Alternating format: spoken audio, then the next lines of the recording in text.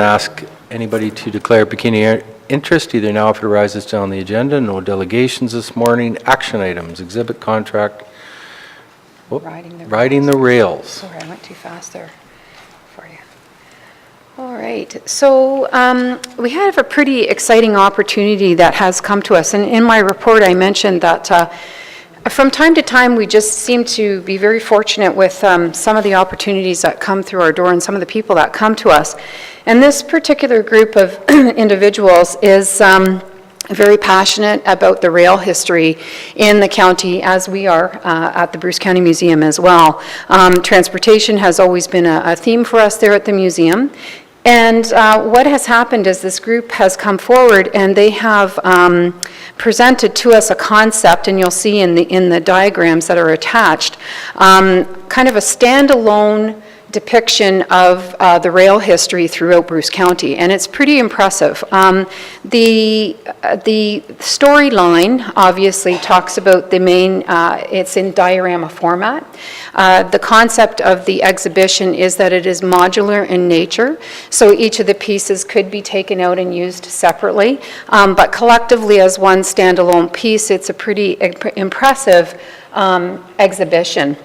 And the exhibition is diorama style, so it is model, but it's a working model. So the trains would work, they would run. The lower level would be an area for children to use that interactive, as well as the exhibition itself could be self-driven, or this group is wanting to partner with us and actually be there working alongside and doing interpretation work as well. It is quite an extensive project. The time frame for it would be a 2.5-year period. As you can imagine, the dioramas themselves are very intricate because they are very small, but the background stories and all of that have to be written as well. So what we're looking at is wanting to do this exhibition, so it would open in June of 2018, and we would start with a multi-year payment schedule to this group to actually do the production of the model. So the exhibition in total at a cost of $49,176. In the document you'll see all of the costing for that, including their labor, which is very low. And the wonderful thing about this was that we had an anonymous donor come forward, originally with $10,000, then with $15,000 towards the project. So we have received those funds already, and we are working right now on getting funding for the other 2 years to fund this project. So I have attached the payment schedule. I worked with our purchasing department in order to come up with a contract. Attached you'll see kind of the outline of the exhibition and also the scale models of the diorama units themselves. And Darlene, if you can help me to find, I'll just play a little clip of kind of what it would look like.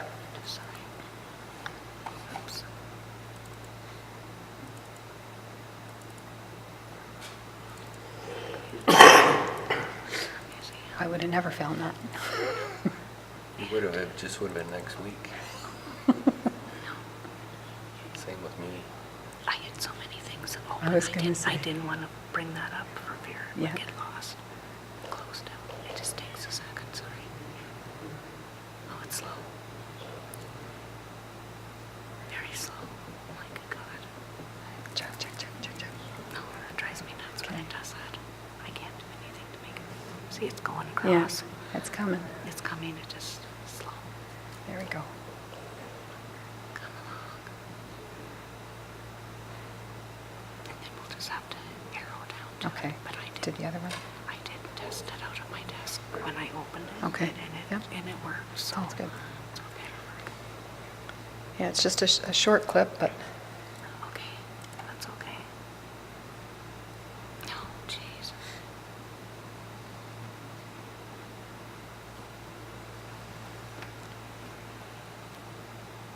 If we just go down, I think it's down. Almost.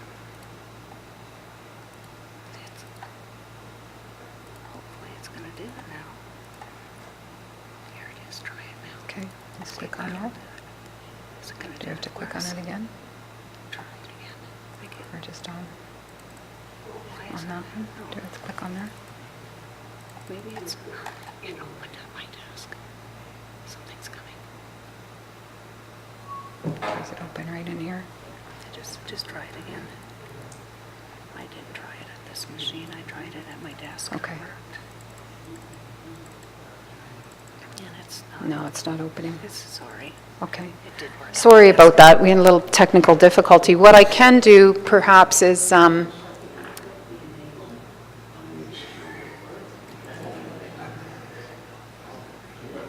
which one?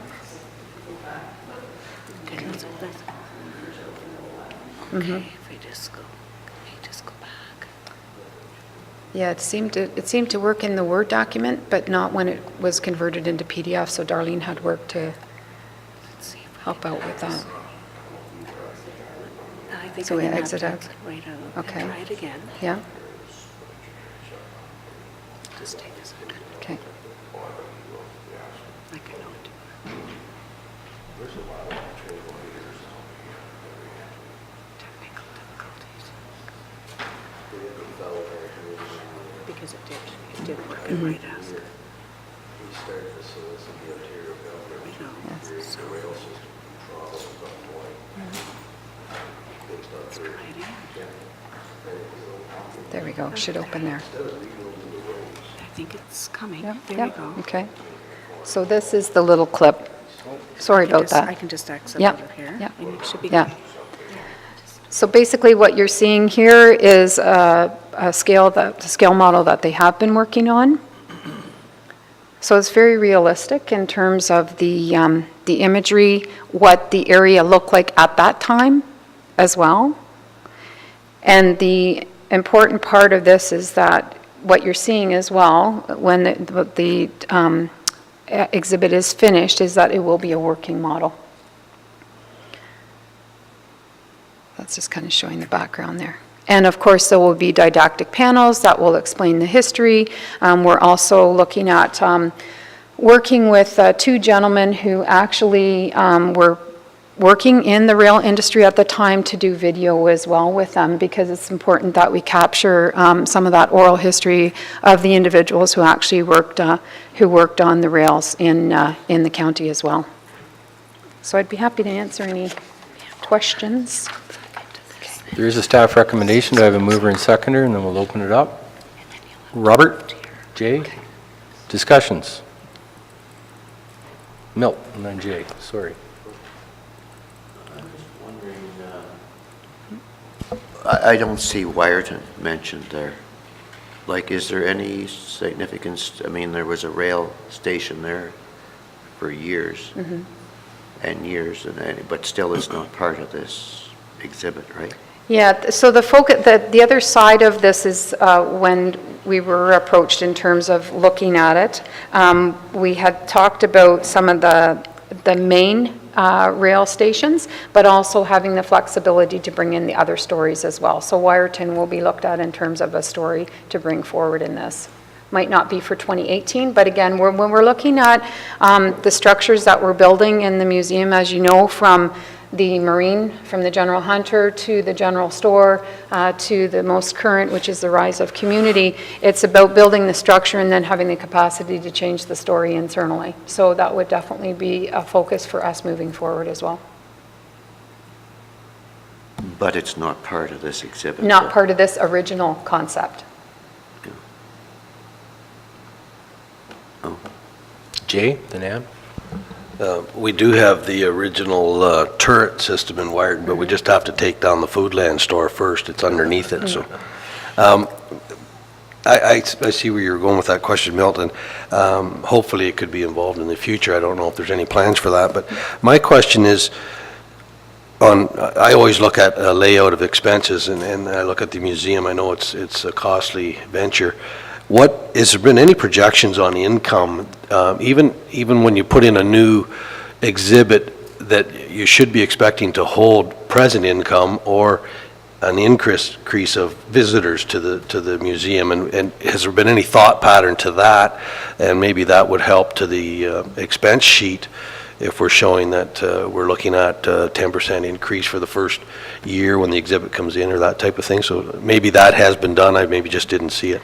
Yeah, so when we do our budgeting, admissions is obviously one portion that we look at, membership is another. We don't necessarily equate it to the individual exhibition. What we do look at is when we are creating exhibitions, there's two components. So there's the permanent side as well as the traveling exhibit. Usually, so for the summer months, we know that, when we have the influx of visitation to the area, that's where we need the draw. So we bring in the traveling exhibit. The permanent side of the structure is more really for us to fulfill the mandate of being able to showcase and talk about the history of the county. So we don't necessarily at this point equate it to, we don't do a percentage, how many people we think we would get in extra just for one particular exhibition. At this point in time, we don't. Yeah. And then Robert? I think it's a really good idea to have this exhibition. My grandparents and parents, the railway was an integral part of their transportation, especially in the horse and buggy days. And they talked often, well, we took the train to Toronto, we took it, but they also took it locally. Like when Mom played hockey, that's how they traveled in the winter. Otherwise, they got nowhere. But they would maybe take it from Ripley to Kincardine or Wingham or wherever they were playing. And so it was not just to get to faraway places, it was used for local transportation. And all the interesting stories that come with getting the train through sometimes. The snow did interfere, and great stories. I think it'll create a lot of interest. Thank you, Robert. I actually my comment was going to be right along what she has just said, and I think this is a super idea, and that it will draw a lot of people to it, that people are interested in something like this. Good. So any further discussions? Hearing none, all those in favor? Yeah, I do. Oh, sorry. So I will take that back to the group and we'll have a further discussion. At this point, it's in pre-planning stages. So we will definitely, I'll take that comment back and we'll come back and see how we can address that for 2018. Okay? Okay. All those in favor? Opposed, if any? That's carried. Thank you. Okay, thank you. So the next item that we have up is in regards to deaccessioning. So again, this is on the collection side. This report, you've seen similar reports in the past. In regards to this particular set of deaccessioning, we have listed, some bottles, ladies' fans, pitchers, teapots, and cutlery.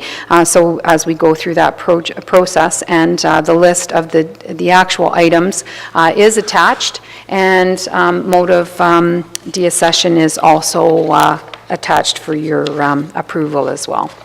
There is a staff recommendation of mover and seconder. Mike, Ann, are there any discussions? Hearing none, all those in favor? Opposed, if any? That is carried. Okay. So now we go into the information items in the report. And just scroll down. So our business report, you will see the confirmed funding for the donation of the $15,000 for the Riding the Rails train exhibit, which was received last week. You'll also see some pending applications. New Horizons for Seniors, we've submitted a $25,000 grant for a very important project that we think is along the topic of elder abuse. So this partnership would be a theater production in partnership with Sheeter. They have done it successfully before, and we're just waiting on approval of that grant. Enabling accessibility. While we are an accessible center at the museum, this grant came out again, so we looked at it in order to make us better accessible. We have the wheelchair accessible washrooms, but they don't have the automated openers, so we're looking to move forward with some automated door openers, and the cost to the county is 35% of the grant, which we have incorporated in the 2017 budget. Currently, Enbridge is looking at both proposals for the Riding the Rails and as well as the Last Frontier exhibit. So you can see our business manager has been busy trying to firm up some of these funds for the upcoming year. In regards to the next item, which is our education and outreach report, we had a very successful Kids Zone program this year. We ran an extra week just because of the way the school year ran. But we had lots of happy campers with us and lots of different outings, as well as obviously using the museum site for the program through the course of the year. The other interesting thing, and I had brought this forward to council in the past, was we had been approached by the Southampton Art School, who only runs half-day programs, so they'll run a 3-hour program in the morning or a 3-hour program in the afternoon. They approached us to partner with them to do a full-day program because there were parents that were looking at full day, but still wanted to keep their kids in the Southampton Art School. So we jointed with them this year, and for 1 week we ran a camp where the kids were at the art school program in the morning, and then we had them with us in the afternoon. The program was very successful. It was a 5-day program as opposed to our normal 3-day program, run separately than our own program, and the art school has asked us to continue the program with them next year, but for 2 weeks over the summer as opposed to 1 week. So it is a kind of a specialty camp. It's smaller in numbers than the other camp that we run, but as a pilot project for us this year, it was a good success, and we're looking to do that for next year as well. So the next item that we have is in regards to the marketing report, and just a little bit of a highlight. We're still fine-tuning some of the numbers over the summer, but as museum outreach, of course, we are physically located somewhere, but we know our responsibility to the county, so we try to get out as much as possible. By our marketing student, who we had 25 events were participated at, and you can see the list of the events that were in place, and approximately 730 people attended those events, or he was engaged with those events at the time. So it's nice to see that. Social media continues to be a big part of our focus in terms of marketing, and anything online, really, Instagram, Twitter as well. So we're looking at shifting a little bit when we use that as a channel for marketing. So we have already reached our 1,800 likes for over the summer, and that is just increasing. And I think the key to that is some of the programs that we're running are very social media relative. So our Lego program, where the kids are coming in and they're creating, and we're posting for people to vote. So we're really looking at using it not as a marketing tool, but as the tool that it is, which is for engagement in social media. Visitor feedback, we still do some of the paper forms that we've always had over the summer months and through the entirety of the year. And basically what we're seeing is that we're still receiving scores 4 to 5, 5 being the top end, and comments about the facility, the customer service, the exhibits themselves, the interactivity. One of the main comments that came back this year was in regards to the interactivity at the technology lab within the Rise of Community exhibition. So again, still staying true to the mandate and the history of the county, where we had the old, but then we're marrying it with some of the new, because as we move forward with the museum, we also we have to start looking at more current culture, because that is, again, a very important part of the history, just newer history for us. And the last item that we have, and I'm happy to have the director from the library with us here this morning. This was a joint recommendation that came out, if you'll recall, in the operational review. And it was for us, the museum and the library, to look at management structure for improvement and in regards to managerial, financial, program accountability, etc. One of the challenges that we both have is that we do operate under different statutory governance structures, and we deliver programs slightly different. So Melissa and I have been meeting meeting discussing this, but we've also done some external consultation. Huron County has a structure where it's combined, and also Grey Highlands undertook a external consultation through the Cultural Development Fund to have a look at, in particular for them, was their governance structures. So what we're finding is that the Huron County model changed in about 2011. There was a director of cultural services hired, and that person oversees both the library and museum. However, in our discussions with that director, they both really run independent. So the library is very independent of the museum. So they're still not at a point where they're doing any sort of joint programming or things of that nature. They're still run very much independently.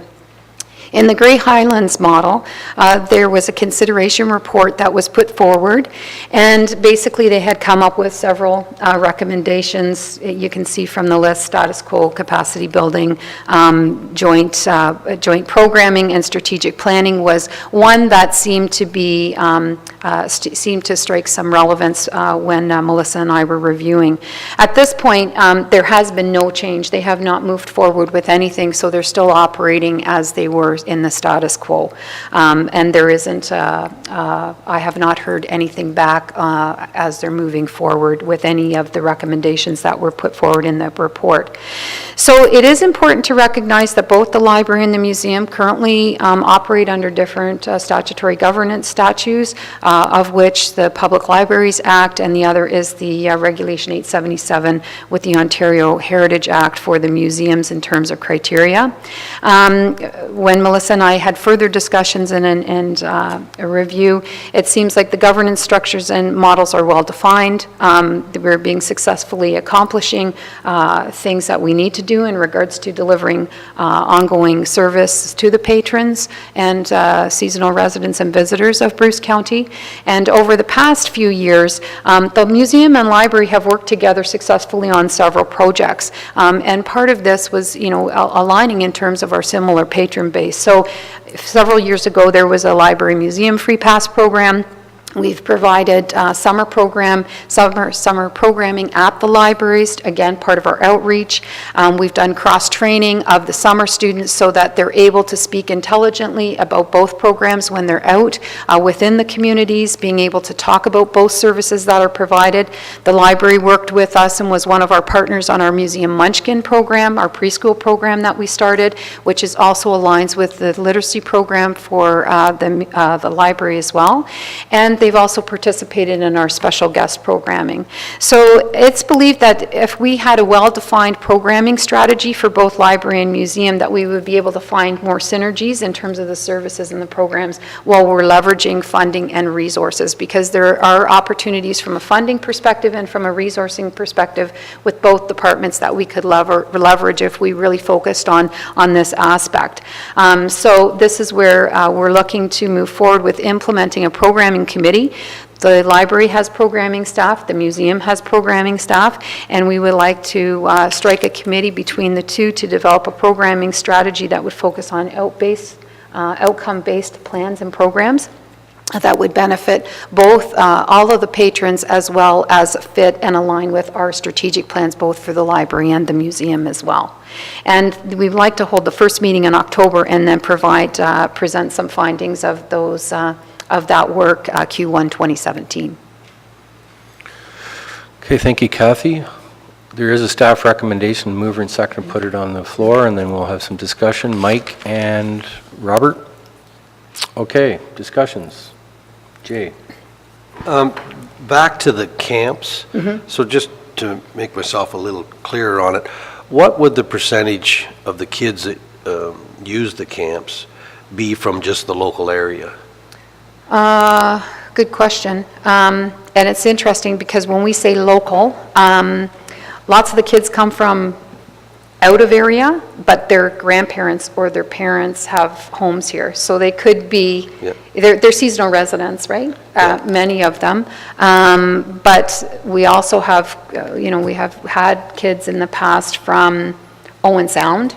We've had children from Paisley, we've had children from Tara, we've had children from Kincardine, and part of that is because the parent might work in the area, so they're coming and dropping the children. As far as percentage goes, we would have to go back. I'm sure Christine would have those numbers. I don't have them on My the... question would be is, could it in the future be looked into to offer a program to say that from South Bruce Peninsula, say it leaves from a bus leaves from the Wyerton Works Garage or something, or from North Bruce Peninsula or down in South Bruce, where we can offer a week's program to the kids of our community that would be bused? Because parents are always looking for a week-long camp for their kids. It would be, they would be paying for the service Yeah. to take the kids for the week and try to get the whole municipality that gets involved with the camp. It's just a suggestion. Yeah, so definitely we're open to looking at those opportunities. We do have several camps already that come to the museum as part of their program for a day. So when we talk, and we do that with our kids as well, right? We'll do that. We'll take them to Grey Roots because we have the reciprocal, and Grey Roots Kids Camp will come to us once a year. Like the Y, for example, their kids camp comes to us usually once through the year. But to look at we're open to looking at different opportunities. The challenge is always with the capacity of being able to make sure that we have the right resources in place to take the program on. So for example, the program that I listed with the art school, our education coordinator runs that program because the 2 summer students are busy with the other 30 kids that they have, and we max out at 30. Once you go over 30, you have to have an additional person, et cetera. But absolutely, we could further have those discussions for sure, because I think it's a great opportunity for all the kids in the area to come through and experience that for sure. Yeah. Milt? Further question to that, what's the cost to attend a day camp, is it? Oh, now you're testing me. I think it's 25 if you're a member and 30 a day if you're a non-member, or 28 a day. I'd have to go back on the list to look. But with most of our programming, that's what we do, right? We try to encourage membership, because if you're a member, you're going to get those type of perks, right? You're going to get it at a lesser price than if you're a non-member. And we have seen good conversion in terms of people, they realize for a $60 membership, if I have my grandchildren in the camp for 2 weeks, 6 days, I'm going to save. So people will do that. And we do promote that. Good, thank you. Other discussions? Melissa, is this something that should be vetted through the library board first?